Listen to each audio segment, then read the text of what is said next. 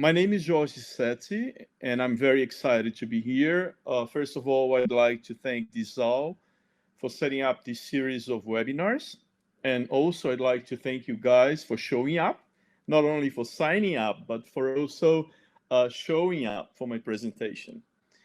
Um, I'm very excited to talk about a topic which is something I really like and which I think is one of the most important skills of the 21st century. I'd like to start by asking you a question. How many of you guys are afraid of speaking in public or giving presentations? Anybody in the chat? Does it make you anxious? Does it make you nervous to speak in public?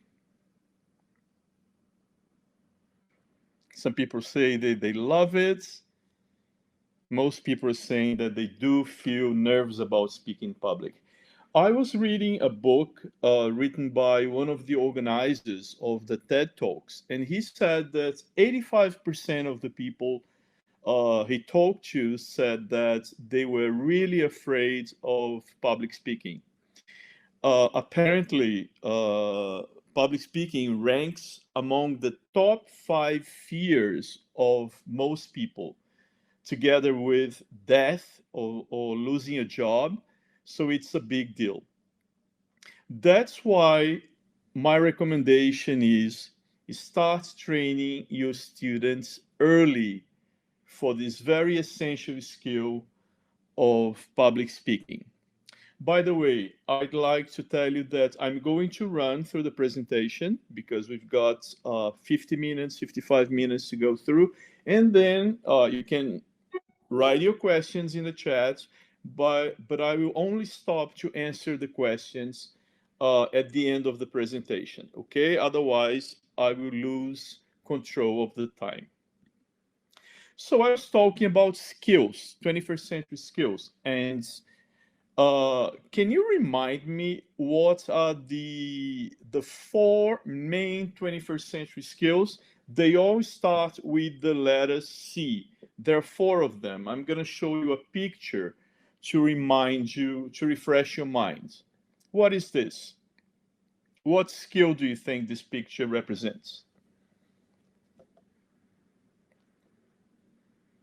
Critical thinking. Okay, exactly.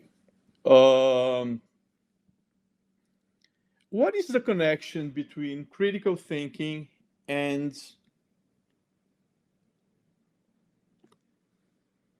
public speaking? Well, critical thinking plays a very important role in the research phase of public speaking or presentation skills. That's when you need to analyze your sources to find out the origin of your source. Is it biased? Is it about facts or opinions? Does it come from a reliable source? Does it show evidence to the statements or to the information they shared? Is the information backed up by evidence? So that's where critical thinking plays a very important skill or help to public speaking. The second 21st century skill, what is this? Another letter C. Creativity, right? How does creativity help with public speaking?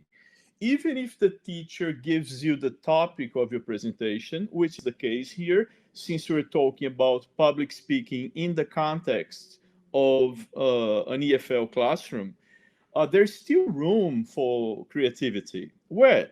In the selection of the topics, in the selection of the visuals that you're going to be using, in the way you start your presentation. You usually want to start your presentation with a big bang. In the choice of props that you may use throughout your presentation, in the format of the presentation, how you decide to finish your presentation. Even when you're given a topic, there are many angles in which a topic to which a topic can be approached. So that's also about creativity. The third skill, the third 21st century skill that plays an important role in public speaking: collaboration. Definitely. Now we are talking, I'm going to focus here on individual presentations, but maybe you want to share your presentation with a partner or even with 3 or 4 people. But let's focus on individual presentations. Even if you're presenting something on your own, you may need the help of your colleagues or your peers or your friends to help you prepare. Two heads think better than one, right? 3 or 4 think even better. So you can count on your friends, on your peers to help you with the preparation of the presentation. And also, you can contribute to their presentations when it's their turn. And finally, the fourth skill, communication. And public speaking is part of this bigger skill of communication. Public speaking is about expressing your ideas about a topic to an audience, right? There's even a fancier name to public speaking nowadays. They call it presentation literacy. Okay, that means that if they're labeling it with a fancy name, its importance is growing. No matter what career your students will pursue in the future, make sure you can be assured that they will need to speak in public, to give a presentation at some point. All right. All of us nowadays are required to give presentations, no matter what job we take, we choose, or what career we follow. That's why I repeat, public speaking should be taught. The skills and the soft skills for speaking in public should start at the very beginning. In our books, I work for Express Publishing. We use public speaking techniques since primary, but in this case, we're going to start with secondary. That's when we uh, approach the skill of public speaking with a proper model in all its aspects. Right. Speaking of presentations and presentation skills, you might know this person. Who is that? Anybody? Steve Jobs. He was considered one of the best, one of the most brilliant public speakers ever. All right. And some people will say that he was a natural. All he had to do was come up on a stage and deliver those brilliant presentations he's famous for. That couldn't be further from the truth. Steve Jobs was a micromanager, all right? He was obsessed with preparation, rehearsal, knowing about the technology that he might use during the presentation. He would visit the venue, decide on whatever should be a micromanager, okay? Very methodical. And that's the lesson we should learn from one of the co-founders of Apple, all right? Especially when it comes to presentation, you need to prepare. There is no spontaneous presentation. The more spontaneous a presentation sounds, the better prepared, the more rehearsal the speaker went through. Okay? So, Steve Jobs would worry about every phase of the presentation: the before, the during, and the after. All right? And we're going to cover here what goes within, what steps will be covered before, during, and after the presentation. All right? There are many different ways to start a presentation. Okay? You can use music, you can recite a poem, you can use a very impactful visual, you can I mean, use a prop. You can do whatever you want to start a presentation with a bang. One very common way to start presentations, and which I recommend for beginners especially, is to come up with a quote or a quotation directly related to the topic of your presentation. That will give you a good start, okay? And this is something that you can pass on to your students. If this quote or this quotation comes from somebody who's well known, especially to your audience, even better, okay? Because I work with marketing, and I know that everybody needs marketing, even teachers or coordinators, to sell their courses, to sell themselves as teachers, or to sell their school. I chose this guy Kawasaki, who's a famous marketing guru. All right, he's most people related to marketing or who work in marketing will know him. And this is what he has to say about presentations. If you think presentations cannot enchant people, then you have never seen a really good one. A presentation serves many purposes, all right? You're going to discuss that later on. But if the audience, if the people you are presenting to walk out feeling changed, feeling well, be inspired, be enchanted, charmed, you've done your job. Okay? So, an overall objective of every presentation is to charm the audience, to change their way of thinking. Let's see, for example, a picture here, which is part of a presentation a teacher would assign to the group. Can you guess what this presentation would be? A presentation that uses a picture like that. A presentation about your dream home. At this point, I'd like to digress a little bit, okay? This is a presentation about giving presentations. So it's a meta presentation. So at some point, I will be showing you slides or visuals that I would never show in a presentation other than that. They're not good slides for presentations, but they are good slides to show you activities that you can do with your students to prepare for a presentation. And these activities, in my case, will come from this series, right on, from the workbook of the series or from the interactive whiteboard software. Screenshots that I took from the whiteboard software. So those slides will not be wouldn't be ideal for a proper presentation, meaning a presentation about other topics, but they fit into a meta presentation, which is this case here.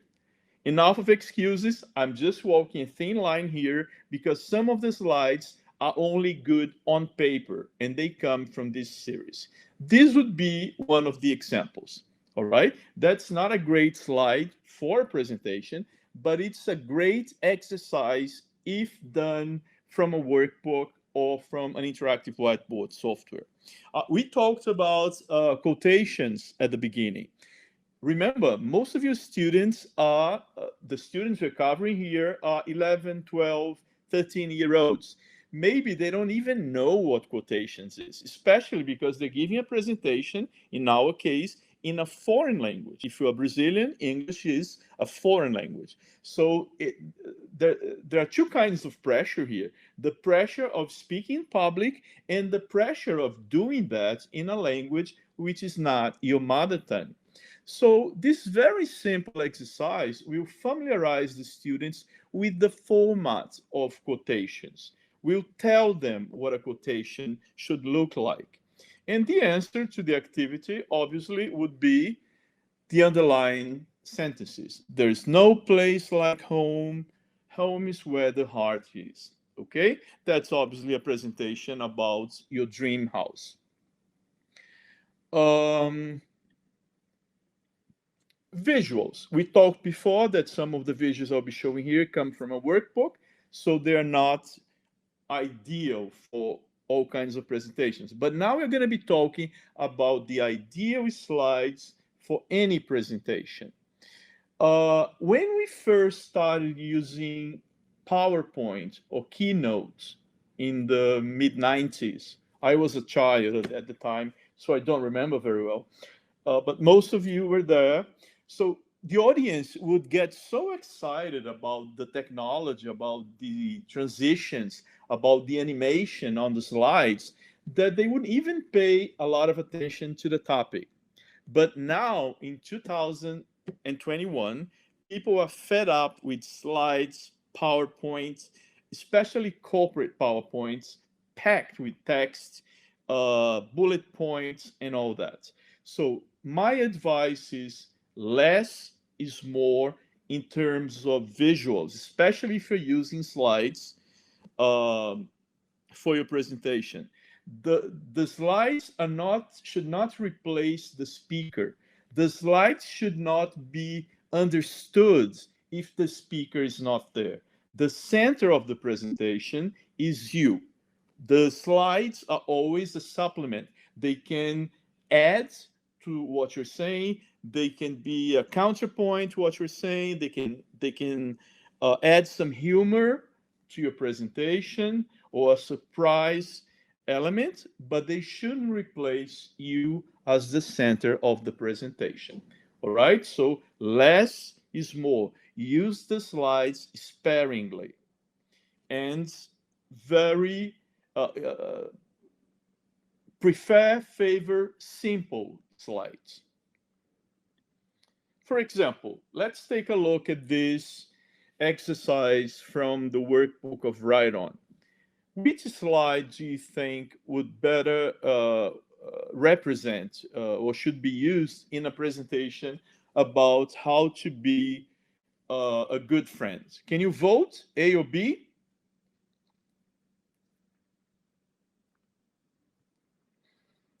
Right. I guess most people are saying A, and I totally agree. Why is that?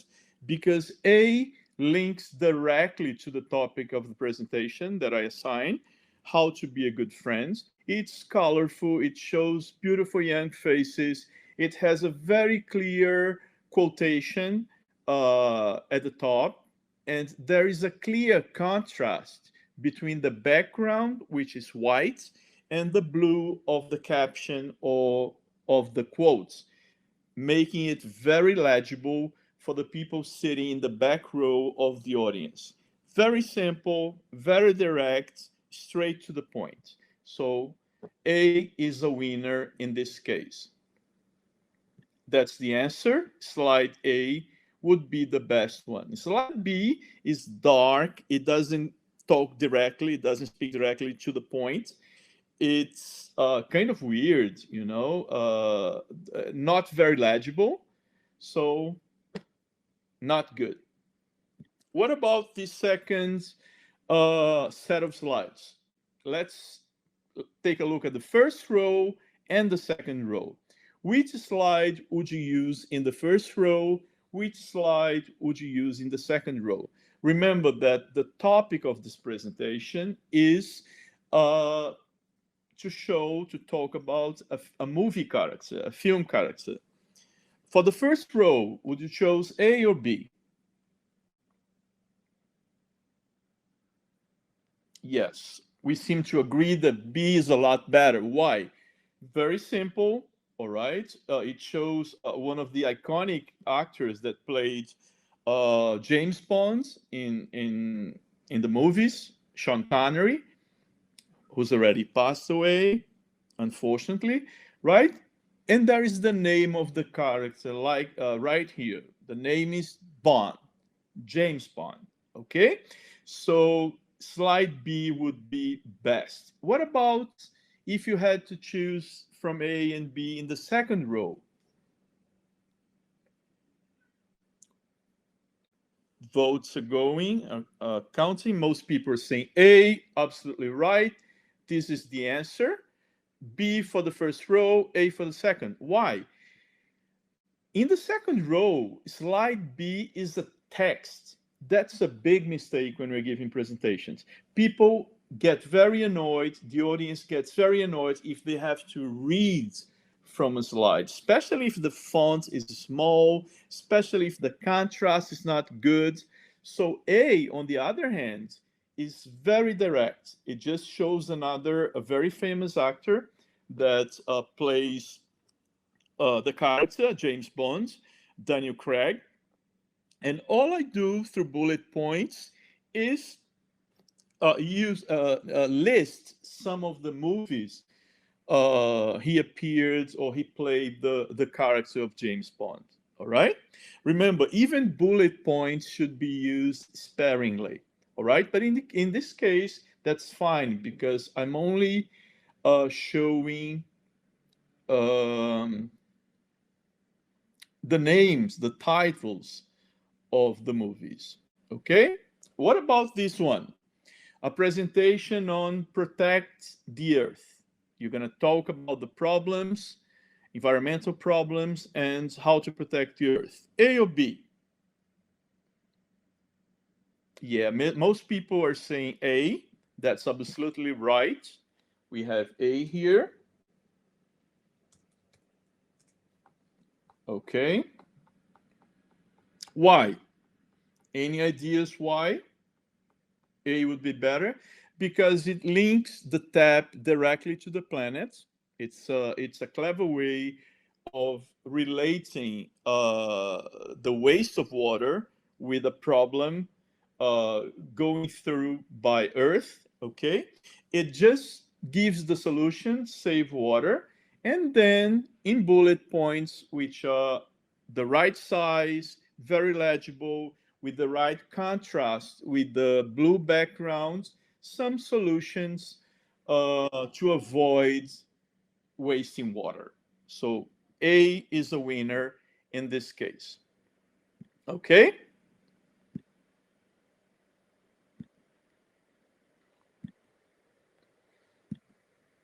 Last one. All right. Then we move on to another topic. You're still presenting how to protect the earth. Would you go for A or B? Of course, there are no absolutes in techniques for speaking public. These are sound guidelines I'm trying to pass on to you here, but there are no absolutes. Maybe some audiences would prefer A, but I doubt it. Most people, especially teenagers, we are training teenagers to talk to teenagers. A would be a much better choice. Why? Because it personifies the planet. It just calls for help, which speaks directly to the topic of the presentation, and it already anticipates one of the problems that the planet's going through. That's pollution. All right. So A would be a much. It has some humor, maybe dark humor, but it's there. All right.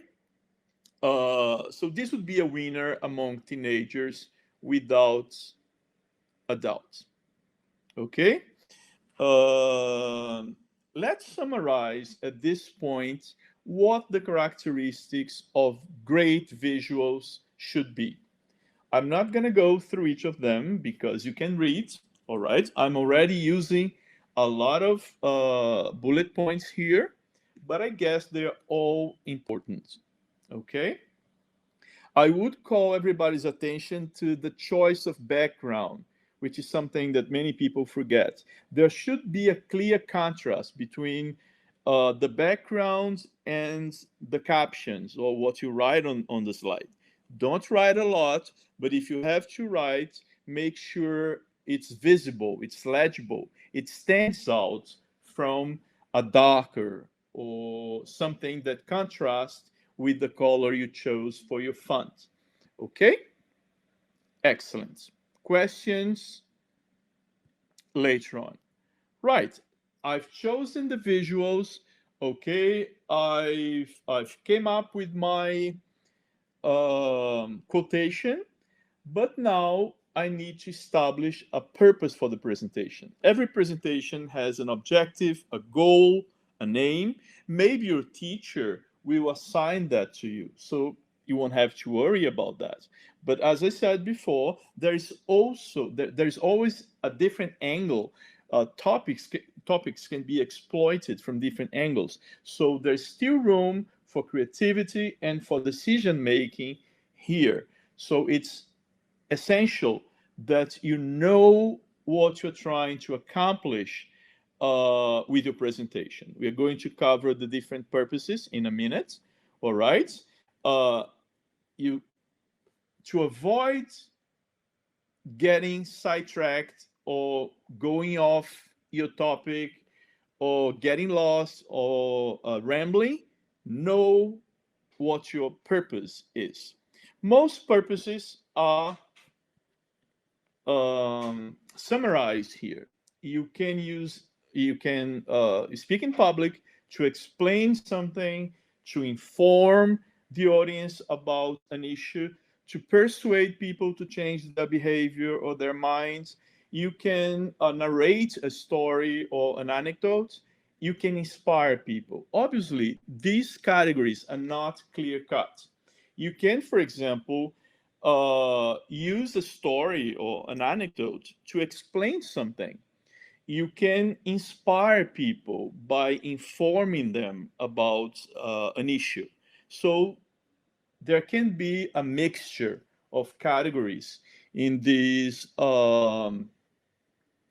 different purposes for a presentation. All right, they can be there are overlaps.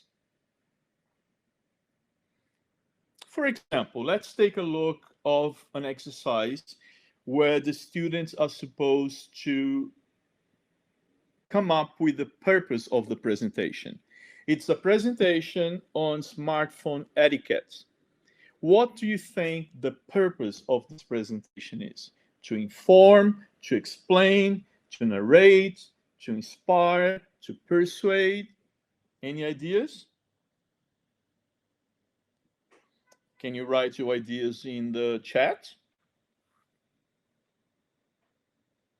Explain, inspire. All right, they can do all that. But basically, this would be a presentation to persuade the audience to do something or not to do something. So it's about the do's and don'ts of using your cell phone, your smartphone in public. We all know that people, both young people, young adults and teenagers and adults and older people, it's a mess. All right, people just don't know how to use their smartphones in public. So that's a great topic because it educates your students. Another example. Here, I have assigned a presentation about being a responsible traveler. You know, how to cope, how to look good when you're going to another country, when you are exposed to a different culture, for example. Let's start by question number 4, which is about purpose. Asking about the type of the presentation is the same thing of asking about its purpose, okay? You can see that here we've got different types of presentations. Informative gives information, so this would be the purpose. Persuasive, it persuades somebody to do something, or it can also be ceremonial, which marks a special moment in the life of a person or a group of people. So what do you think this presentation wants to accomplish? What type of presentation is this? Somebody got it right. Yes, it is to inform, all right?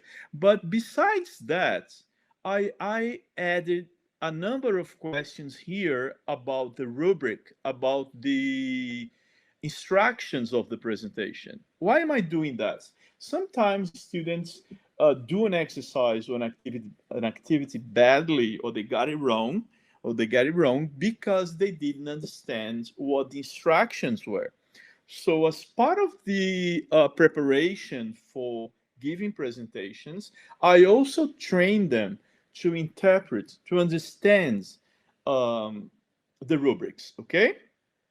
These would be the right answers. What is the subject of the presentation? To be a responsible traveler.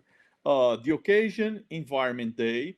Who is the speaker? Who is he talking to? The speaker should be a student talking to his peers which are other students, who are other students, okay?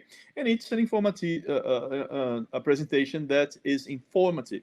It informs how to be a good traveler, right? So remember, this material trains you to in many different aspects of how to speak in public.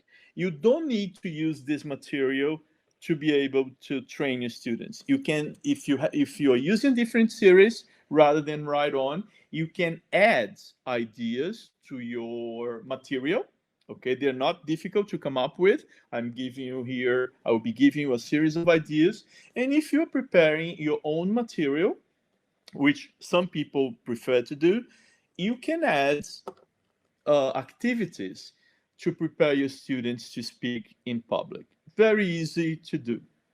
Right, we've talked about quotations, we've talked about visuals, we've talked about the need for a purpose when we're giving a presentation. What about ideas? How do the students get the ideas to give their presentations? Any thoughts on that? One technique would be something I'm sure you're very familiar with, brainstorming, right? Brainstorming, which is elicit ideas from your students on a certain topic. You just tell them, smartphone etiquette. Can you give me some ideas about that? This is brainstorming. Brainstorming can be done in a number of ways. The most common being writing the student's idea on the board, or you can use post-its and stick them around the classroom, right? The important thing about brainstorming is that at this point, you should not be judgmental. Anything goes, all right? Do not reject or discard any of your students' ideas, even the crazy ones, because within a crazy idea, there might be the seed of a great or a greater idea, or something that will change completely your way of thinking of how you're going to present a certain topic. So nothing should be discarded at this point. You refine that later. Let me give you more structured ways of doing the brainstorm. I'm sure everybody knows who these people are. Any idea? Who are these people? Yes, they come from a very famous sitcom from the 1990s, Friends. And I heard somewhere that there's going to be a reunion of this cast now in June. All right. Of course, they're a lot older now. It should be fun to see how they develop. I think there's a trailer going on YouTube. I haven't seen it yet. So let's imagine you are giving a presentation on your favorite TV series or your favorite show. This would be a more structured way of brainstorming. That's called a spidergram. Some people call it mind maps. This can be on a workbook, which is the case here, or it can be on a handout or just on your boards. Okay, different ways of doing that. The students can do it in little pairs, in little groups, okay, or they can all together contribute to filling in this spidergram. That's more structured than just writing stuff on the board or sticking post-its around. For friends, this would be the right answer, okay? I'm covering title, main characters, the plot, why you think it's special. Would you recommend people to watch this series? Where is it set? When is it set? When was it broadcast? Right? You can do that with lots of titles, maybe using different handouts or maybe the same handout. It doesn't matter. You can have different titles here, and for each title in the same order, you would list the different categories. Another way of doing a brainstorm would be by setting up categories and having the students fill them in, right? Now the presentation is about your dream house. I'm jumping from one presentation to the next because not all presentations have all the activities and all the variety I want to show you, okay? So if you are brainstorming about a dream house, you can fill in categories, right? The location, the rooms, what's found outside, inside, the other way around. The furniture you intend to buy for your new house, for your dream house, the size. In this case, I'm helping the students out. This is called scaffolding. I already give them the words, and on an interactive whiteboard software, all they would have to do was drag the right uh, phrase or the right word to one of the boxes here. If you're doing it on a workbook, they just fill it in. Or you may do away with the help. Maybe they don't need the help you're providing with the words on the left, on the left of the screen, right? Just elicit what they already know about houses. This is from a book one, probably. Yeah, I'm sure it's from a book one. And the vocabulary for houses is usually covered at this stage, beginning stage, okay? Halfway through a book one level. Yes, I'm just checking. It comes from book one, A1. These would be the answers. There's no need for us to cover that. Okay. The main idea here is come up with categories and get the students to fill them in. That's going to be very useful when they prepare, when they organize their presentation. Right, we've covered brainstorming. What other ways do we have to exploit the students' previous knowledge of the world, their background knowledge, or on the topic, for example? All right, brainstorming is one way, but there are other ways, okay? For example, let's go back to the telephone, smartphone etiquette. I'm obsessed with that because I hate people misusing smartphones in public. I really hate that, and I speak out. I just tell them not to do it. I got in trouble sometimes because of that in the past, right? So obviously these people are misusing their smartphones. They should be socializing, and they're just gazing at their screens. And a way of exploiting their previous knowledge of the topic is by using an activity like this.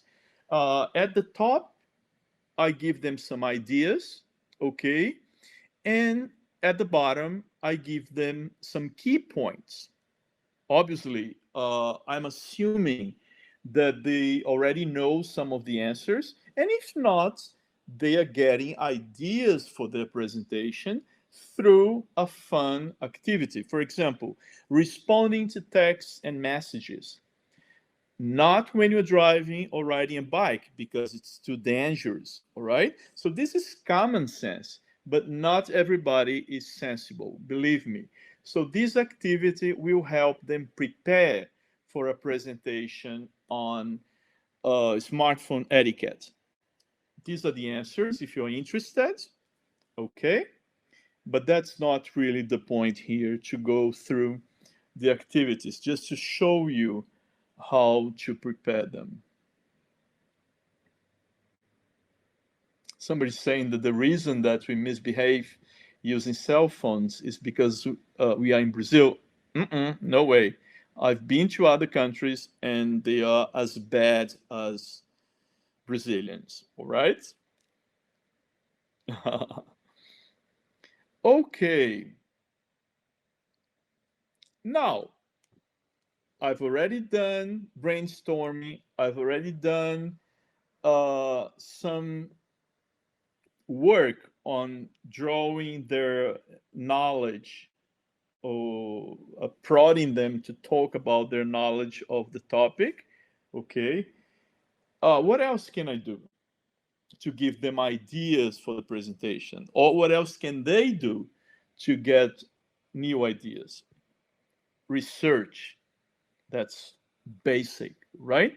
And that's when critical thinking plays a very important role. We're going to see how. Where do the students do research? They can go to libraries, very unlikely. They can read books, read magazine articles, newspaper articles, but most of them will go to the internet, as Guilherme has pointed out here, Guilherme Novaes. Okay, most people will resort to the internet for their research, and what they're going to use for that? A search engine, mainly Google for most of us, all right? That's how we do research nowadays. So, how a good idea would be to come up with an activity to make them smarter in doing their Google search.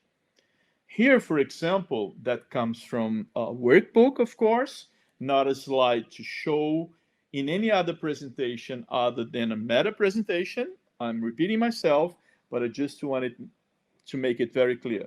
I give them 4 sentences, all right? Which ones, let's say 2, are the best ones to enter the search engine?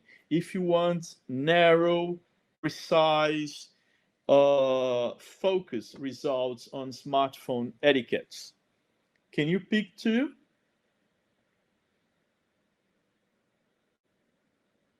Yes, Ana Claudia, Rafael, Dina, Andrea, they're all saying 3, number 3. But there is also number 2 would be a good idea.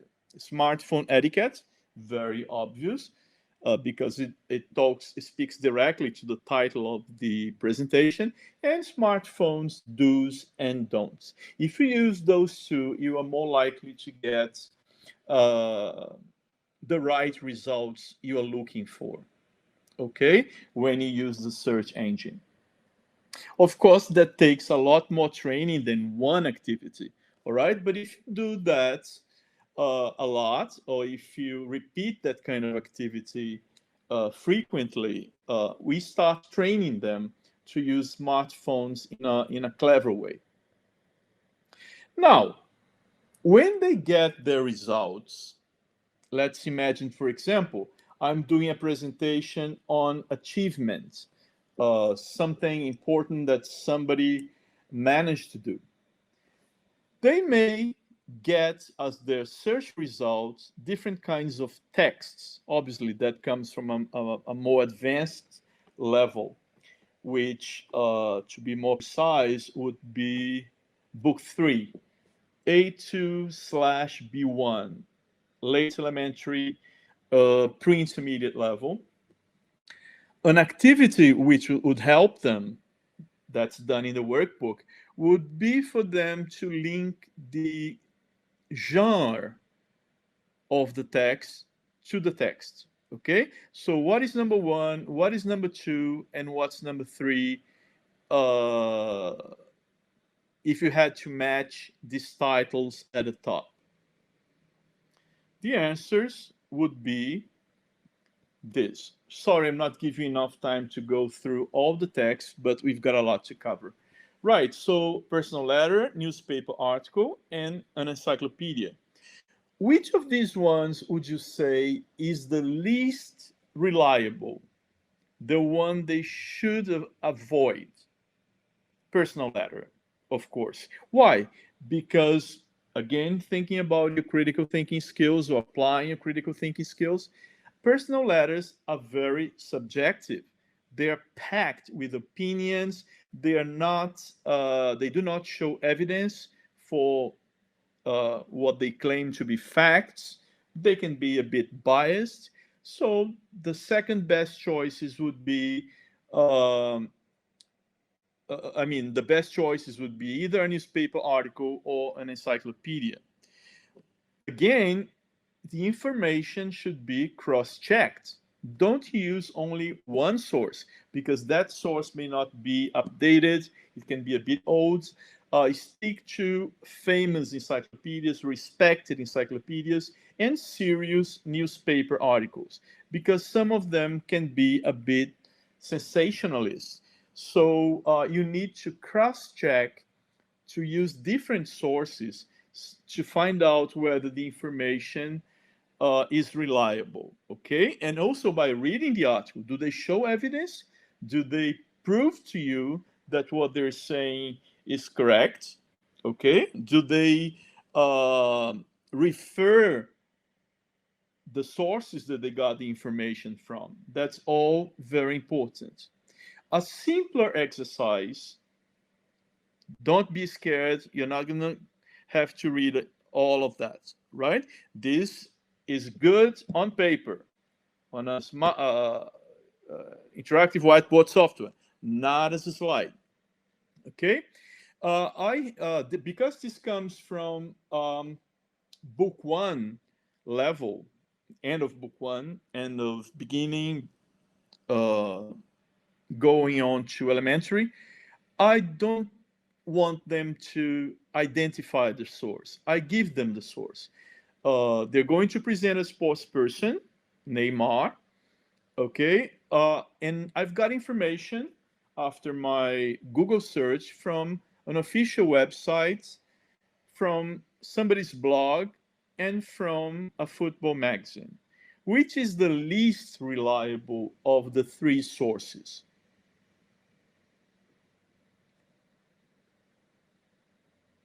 Yes, you're totally right. The blog would be the least reliable. Some blogs are more serious than others, but most of them are subjective. People want to express themselves. They do not care whether the information is based on evidence, is based on proof.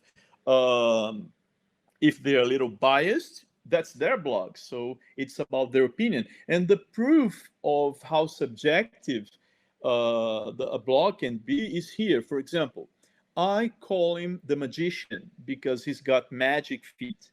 So this nickname, the magician, is not something that is not a nickname widely used when referring to Neymar. It's the writer's way of calling him. All right, it's his choice. Another example, I think he has training every day with his club. Again, he thinks that's true. It's an opinion, obviously. And finally, a lot of footballers play golf in their free time, and Neymar probably uh, does that too. So the operative word here is probably, indicating not a fact, a possibility, an opinion. I'm not basing that on any firm evidence, right? So avoid subjective text, stick to either the official website or a serious magazine on the topic, right? Then you may ask me, all right, how much do I have to research? How much do the students have to research to give a good presentation? That's very debatable, okay? Disputable. But I would say that this picture is a good metaphor of how much you need to research. Imagine that the top of the iceberg, the part above the water, is your presentation, and everything else is your research. What does that mean? That you need to know a lot more about the topic than the part you are sharing with the audience. Okay, that's what teachers do. They know a lot more than they are presenting. Okay, they're not, if they're presenting the simple past or the present perfect, it doesn't mean that that's what they know and that's what they researched about. All right, so teaching is very similar to public speaking, if not the same thing. All right, so to feel more confident, to feel safer, know a lot more, because at the end of sessions usually you get questions, and To avoid being caught off guard, prepare yourself. That's the best metaphor I can give you. Then you decide how much presentation, how much research you need to do. Okay? Now, I've collected all my information. There were the brainstorming and the drawing on the students' knowledge phases. I've got everything I need. Time to start planning or structuring my presentation. Let's see what we can do with presenting a sports person. Here would be a good structure for your presentation.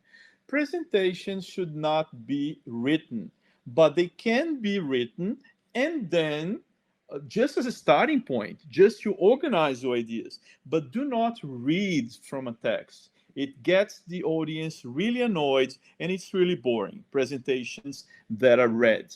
But you can write it down, or you can think of your presentations as a series of paragraphs or a series of phases: the introduction, the body of the presentation, and the conclusion or the ending of the presentation.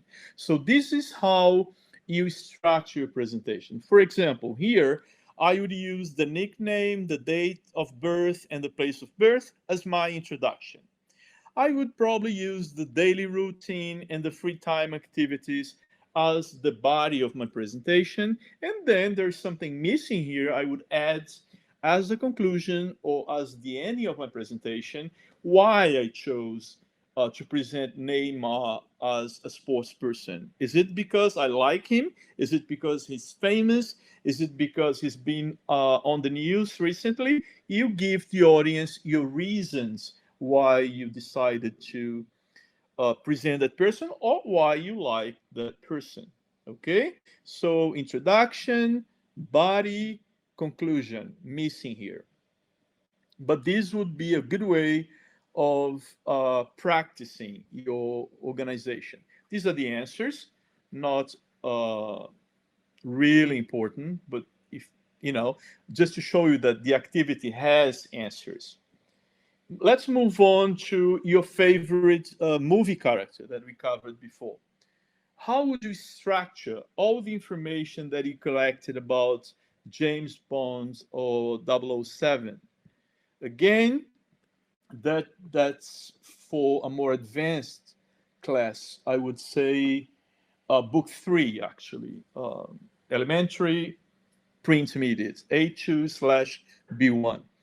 I can have the character, all right, the name of the character, the actors who played that character, uh, the usual appearance and characteristics, personal qualities of that character, some movies that feature that character, and the types of films that he appears in.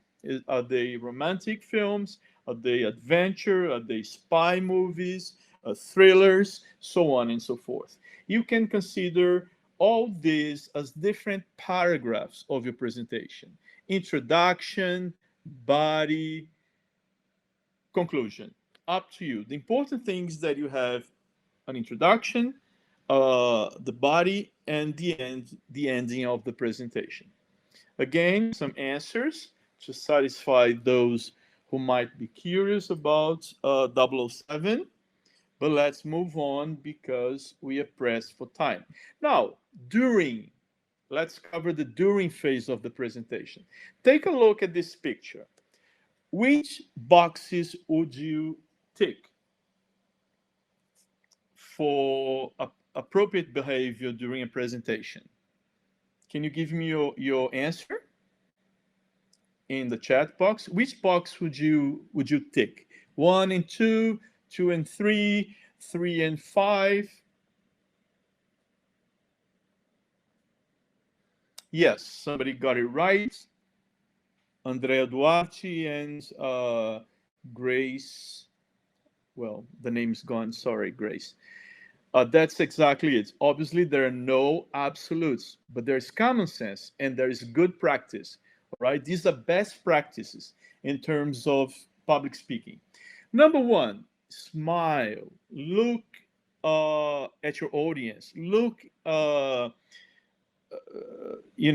make eye contact with the people you're talking to. They like that. Okay. Use visuals sparingly. Less is more. It can be maps, posters, graphs to help you out. But I have something to say about number 3. Read from your notes. That's usually boring, as I said before. But it doesn't mean that you shouldn't have cue cards or notes to help you out. Maybe you forgot something, all right? Maybe all of a sudden you don't know what the next phase of the presentation is. So a deck of cue cards might make you feel more confident. If that's the case, do not hesitate. Go for it. Go for the cue cards. Prepare them and number them. All right. This would be an example of cue cards. Which ones would you say are more adequate? That's an exercise taken from a workbook. A and B, A and D, C and B. There are 2. The best ones are obviously, maybe not so obviously. That's why we're here, okay? But I should know. C and D. Why? Because they're short, they're to the point, and they highlight information that you might forget if you're speaking in the moment. The best presentations, by the way, are those who are done in a conversational tone, as if you were talking to the audience as friends and in the moment. You don't have to memorize anything. Some people do. All right. I was telling you before that I read these books on giving public presentations, and they all say that some presenters memorize their presentations until it sounds natural, not like they're reciting it. Other people rely on the slides for their as cue cards. The slides would be the cue cards, and other people do have cue cards. Letter A and B would not be very clever. Why? Because if you chose a historical figure uh, as the person to present, and you chose Charles Dickens, it's unlikely that you're going to forget the name, all right? And you're unlikely to forget that Charles Dickens is a British writer, all right? So these are this kind of information are too obvious, so they don't need cue cards for that. As for city of birth and date of birth, you may need that help. So now and then you can pick a key card, take a glance at them, and then start looking at the audience again. Move back to staring or making eye contact with your audience. Do not forget to number your cue cards. I've been to a presentation in the past where the speaker, very famous ELT guru, dropped his cue cards on the floor, and the manager of the company, of the publishing house, had to go up to help him collect. There were no numbers on the cue cards. Really embarrassing for both the presenter, for the audience who was feeling sorry for him, and for the publisher, right? Don't forget to number your slides. Okay. Opening lines. We all saw that you can start off your presentation with a bang, for example, by using a quotation, but then you need opening lines. How do you start your presentation? Let me give you 2 examples, all right? The idea is to present a holiday destination, right? It's already 5 o'clock, but we won't be long. Which one do you think is more effective? Close your eyes. Imagine a beautiful city with fantastic buildings, amazing food, and very nice people. Yes, you're right. It's the perfect holiday destination. This is Barcelona in Spain. Or we're going to talk about holiday destinations. Barcelona is a city in Spain. It's a beautiful place to visit. Okay? Boring. right? So here you are involving the audience. You are getting them to anticipate what you're going to talk about. Remember, they're not reading this, so they can't read ahead and see Barcelona. So you are building up, you are arousing their curiosity to the topic, all right? So this would be a great way of starting a presentation. The more you involve the audience, the more they participate, the better. Then you can follow that with beautiful pictures on Barcelona. Another interesting way of starting a presentation is by asking questions, rhetoric questions, or statements. Both are okay, all right, and they again uh, get the audience to anticipate, get them curious about what you're going to talk about. Again, I'm going back to the movie character.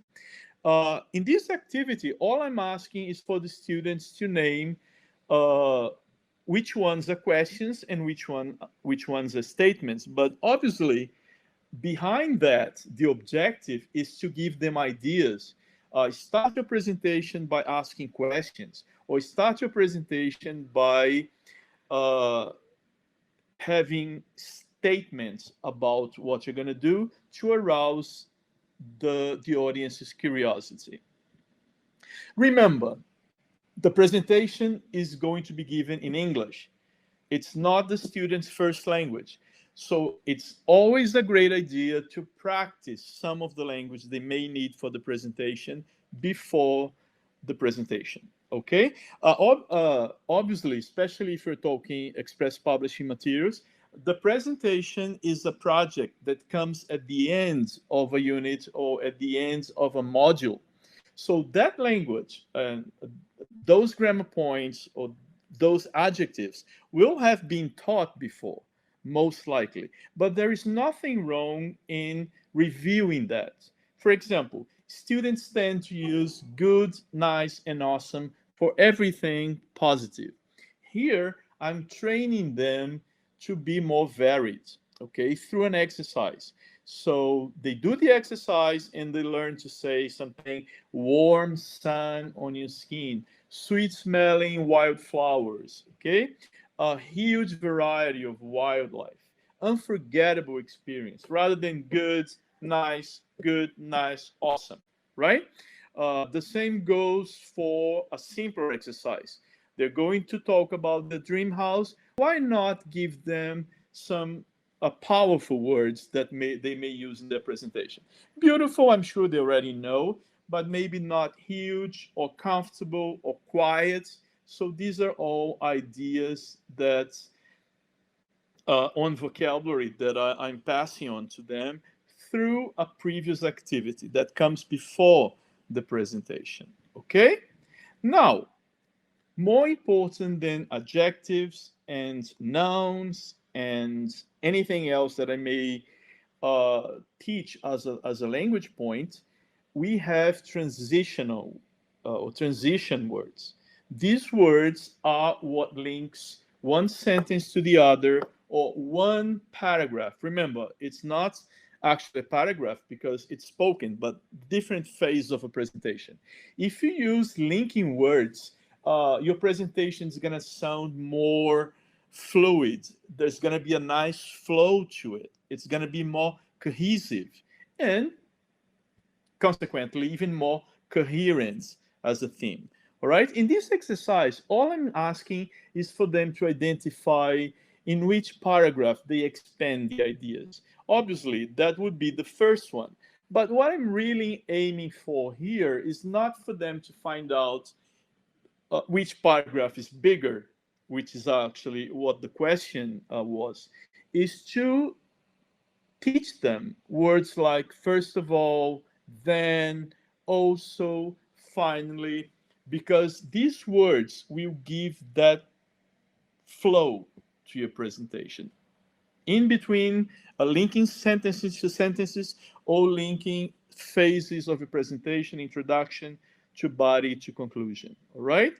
And this would be the main linking words I would teach for beginning up to pre-intermediate level students. All right, these are very powerful linking words. Let's practice them with the students. Okay, that leads us to the last phase of our presentation.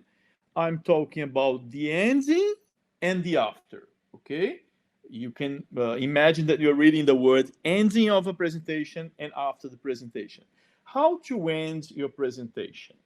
You can use a rhetorical question, humor, or a statement, for example, to finish off your presentation. Which is which? You have 5 seconds to identify which of these sentences involve a rhetorical question, has some humor to it, and is a statement. These are the answers. Obviously, you don't need to worry about that now. The first is a statement. The second is a rhetorical question, a question that you're not really expecting an answer to. You are just getting the students to think about it, the audience. And the final one has some humor, right? I use this activity also to ask the students what is irrelevant to the topic, because it's very easy for the students to go off track, you know. So that's why they need to have a very clear purpose in mind, a very clear goal to avoid their digressing. For example, if you're giving a presentation on an ideal neighborhood, you can learn a lot by moving to a different neighborhood. Has nothing to do with that. All right, I'm not moving to a real new neighborhood. I'm imagining an ideal neighborhood. So besides teaching them how to finish off the presentations, I'm also telling them to avoid irrelevant comments. Another way of finishing a presentation, powerful statement or a what if question. All I do here is ask them to name which is which. But again, the idea is to train them. They will be reading that and I can use something like that for my presentation, right? So obviously the first one, what if we do nothing? What kind of future does our Earth have then if I'm talking about protecting the Earth? Or a powerful statement, we should all help. It's up to us. After all, good planets are hard to find. There's some dark humor here as well. Okay? And finally, you can ask the audience to take some action. You can finish a presentation with a call to action. Let's take a look at these statements here about holiday destinations.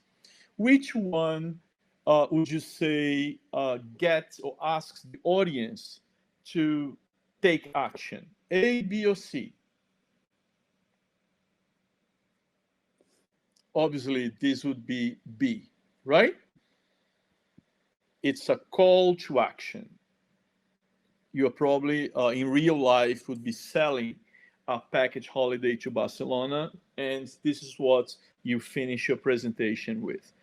After that, there is the session and answer phase, and that's why I showed you that picture of the iceberg, because you should know a lot more than you are presenting to be able to answer the questions.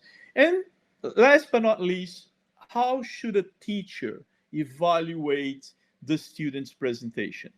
No absolutes, but whatever you choose, whatever criteria you choose to judge your student's presentation on should be shared with them. They should know what it is that the teacher is evaluating. What is it that the teacher is assessing? And here are some points that you may use. These are just guidelines, obviously, that you may use to judge your student's presentation. Is it clear? Is the presentation clear? Is the order of ideas coherent? Do they use linking words? Are the slides effective? Are they too much? Are they wrong? You know, they don't go with the topic. All right, all those characteristics that we saw before about slides. The structure, is there a clear beginning? Is there a middle? Is there an ending or a conclusion? What about the vocabulary? Are they using a variety of adjectives? Are they using a variety of nouns? Uh, Guidelines. You can cut out some of them, you can add your own, but do not forget to share them with the audience. All right? Again, I repeat that all the exercises to prepare the students for speaking public come from the Express Publishing series right on, 4 levels for secondary school students available at Disal, okay? Taking students from A1 to B1. 11, 12, 13, 14-year-old students approximately. It can be used both in language schools and regular schools, right? Now, my question to you is, are you ready to try this approach in your classrooms? Yes or no? I can guarantee that if you do that, it will pay off. It will be You'll be teaching English, and at the same time, you'll be preparing them for something that's going to be essential in the workplace, in college, academically, in politics, wherever they are in their future. Speaking in public. This is my data. Now you're going to catch me. You're going to say, didn't you say that there should be a contrast between the fonts and the background? I tried. That's not my slides. Somehow it changed as I uploaded it to the system. I'm really sorry. Originally, the information on the left was white and the information on the right was yellow. Believe me. And for some reason, the system changed the color. So that's something else that you need to take into consideration. All right. I checked it before, but I couldn't change it. Time for questions. We have 5 minutes. You have my email here, information on my blog. My blog has nothing to do with the Express Publishing. It's a blog on art, on TV series, movies that I like, very personal, not reliable because it's all about my opinion, okay, celebrities and things I like to discuss, marketing, so on and so forth. If you want information on the books, you can use this address here, info on the materials, and if you can get our books from Disal or other bookstores of your choice. Let's see if I can manage this question and answer mode here. What does a bullet point mean? Excellent. Bullet points are these short phrases that I use on a slide. I don't know if you can see my cursor. Can you see my cursor? Okay, so bullet points would be something like that. Let me give you another example. All right? They are just very summarized information listed with bullets before that. Okay? More questions. Let me see. Any list? I don't understand the question, Ademar. All right. So, guys, this is the time to ask questions. How could I engage students in this kind of activities if they are very low level, like an A1? That's a great question. Okay, let me see if I can publish that question. For some reason I can't. Okay. That was the teacher's question. How could I engage the students in this kind of activities if they have a very low level of English? Remember, the presentations match the level of the language. All right. You may have seen something I use from later units if I'm talking about book 1, or from units from more advanced levels. All right. It matches. You're not going to ask the student as a project to talk about something he hasn't learned about. So, for example, your dream house, you know parts of the house from the very beginning. So the activities, if you're following a book, okay, like right on, match the level of the Common European Framework of as a benchmark, right? Any other questions? So I don't seem to be getting many questions. How motivate, okay, that's a good one to publish. How to motivate the students who are shy and to bring up a feeling of confidence. Number one, the earlier you start, the better. They can do really badly at the beginning. That's the point, okay? We are training them to be good presenters for 5 years in the future. So obviously at the very beginning, they're not gonna be wonderful, okay? But you start training them to be able to stand up in public and talk to an audience. That's the whole point of this methodology. Starting early. As I said before, even in primary level, we have some, you know, uh, little activities that we ask the students to say something out loud to the group. And then when we get to the secondary level, when the students are 11, 12, 13, we are already preparing them for presentation, and that carries on as they move, as they progress to higher levels for the intermediate, upper intermediate, and proficiency level, C1, C2. Okay?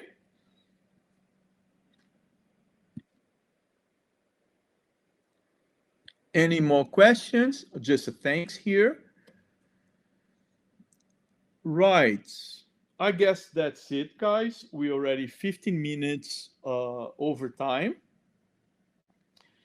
Thank you very much for your participation. I hope my ideas will contribute to your successful lessons. Remember, no absolutes. This is a presentation on good practices, okay? How to train your students to speak in public using recognized, useful practices used by good speakers all over the world. Thank you. I guess it's time to say goodbye. I hope you got my email if you want to continue the conversation. Okay, let me get back to